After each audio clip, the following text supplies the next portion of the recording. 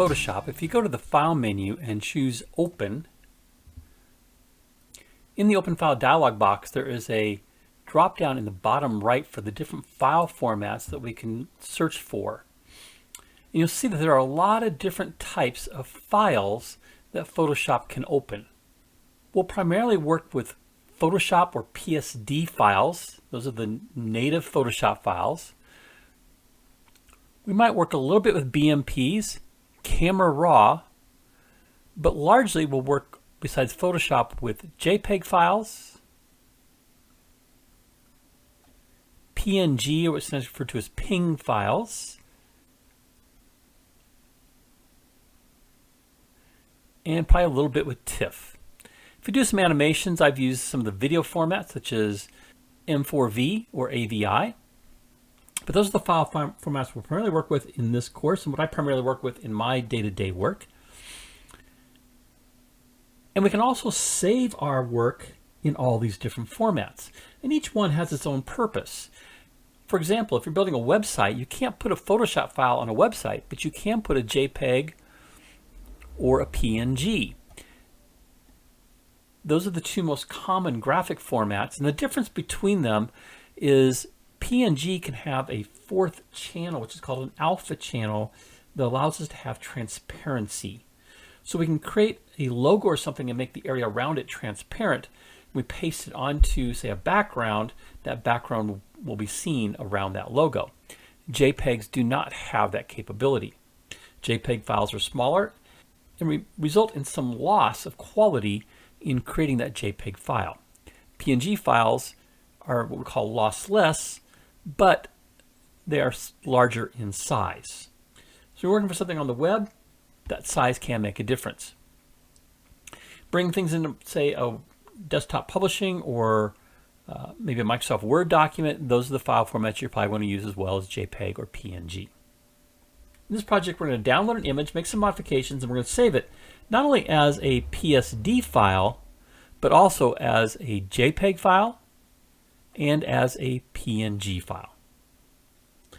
If I'm working in Photoshop, I almost always save everything as a PSD because that PSD file will retain all the layers and all the qualities that I've worked with, whereas layers are going to be compressed. It's not going to be easy to make changes if we save it as a JPEG or a PNG. So I'll usually save my files as both a PSD and then either a JPEG or a PNG. In this course, we'll work with public domain and Creative Commons licensed photos that we have the right to be able to modify and I can publish in these videos. One of my favorite sources is pexels.com for Creative Commons licensed photos, as well as unsplash.com and Wikimedia Commons. So the photo we're going to use in this project is of the Statue of Liberty. It's this photo by Will Moo, and you'll find it at the address shown here. When you go to that page, there's a free download, and we can click this drop down and choose the size that we want. We're going to work with a small file size. So I'm just going to choose the small one, 640 by 960, and I'm going to say download selected size. And that will download it to your downloads folder. And while I'm here, we want to give an attribution to the photographer. And so there's a say thanks button here, and it says photo by Will Moo, and you can click the copy icon, and that'll copy it to your clipboard. That's just copying the attribution, and we're going to add that to our file. And I'm going to go back to Photoshop, and I'm going to find that image and open it.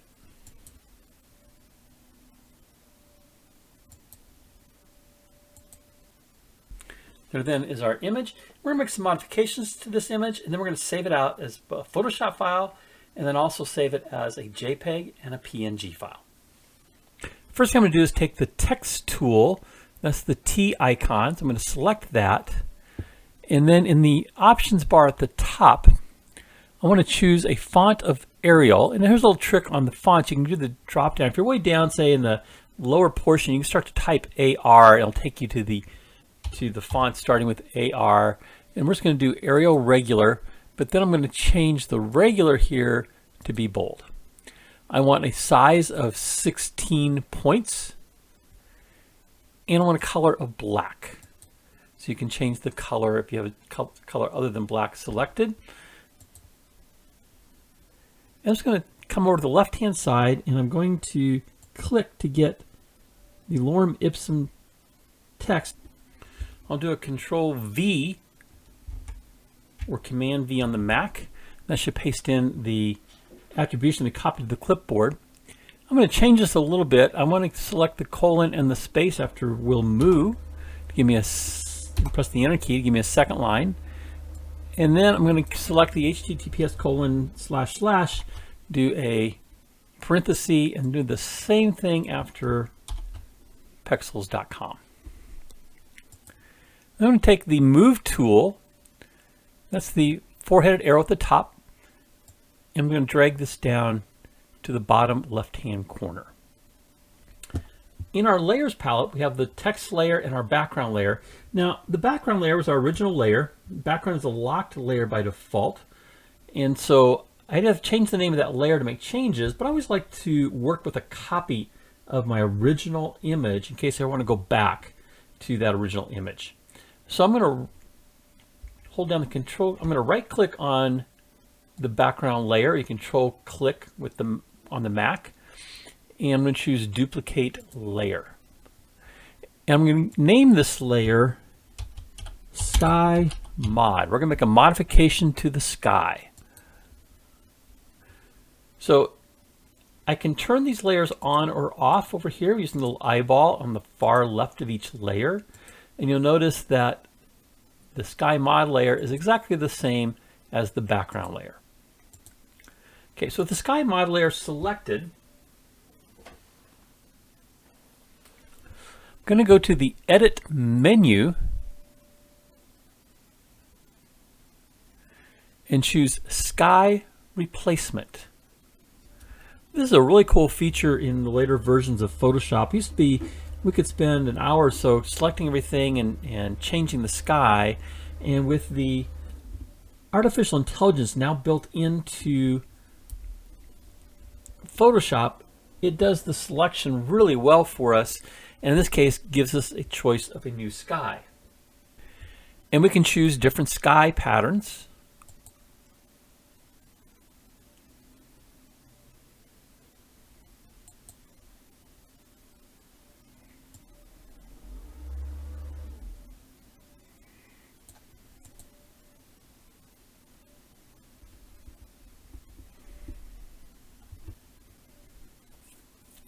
And I kind of like this one with the nice puffy clouds.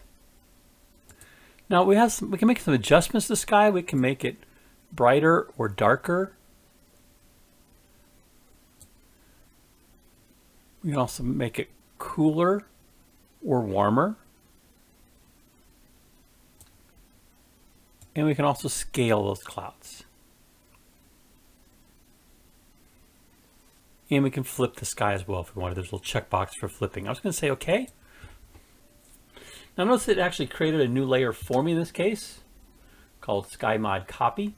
So I no longer need the Sky Mod layer. I can just turn that one off.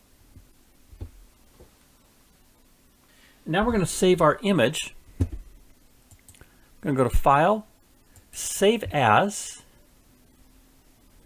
And I want to make sure I put this back in that week 1 folder that I set up in the previous project.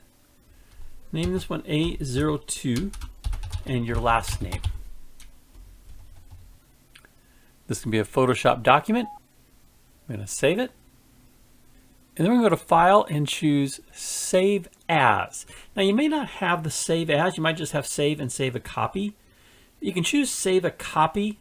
That'll put the word copy after your document, but allow you to select different formats, including the PNG and the JPEG. The Save As is a remnant from an old version of Photoshop, and we can go to the Edit menu and go to Preferences, File Handling, and there's a checkbox here to enable Legacy Save As. Mine is checked. If yours is not checked, you might want to check that. That'll give you the Save As option. So now we can go to File and choose Save As. So you can do either Save As or Save As Copy. But if you do Copy, Save As Copy, you want to probably get rid of the word copy there. And now what I'm going to do in this drop-down box is I'm going to choose to save this as a JPEG file. And click Save. And I'm asked as far as what quality do I want. I'm going to bring the quality down, which makes this file size smaller, and I'll do like an 8. So now it's also saved as a JPEG. It's still a PSD file. So I'm still working with my Photoshop file, and I still have all the layers intact. But if I were to come over to File and choose Open, I now have the JPEG image that I can open, and notice it only has one layer. That's the background layer. And I get multiple tabs on the top here, and I can go back to the PSD file. So again, I have my layers. And once again, I'm going to go to File, Save As, and this time I want to make it a PNG file.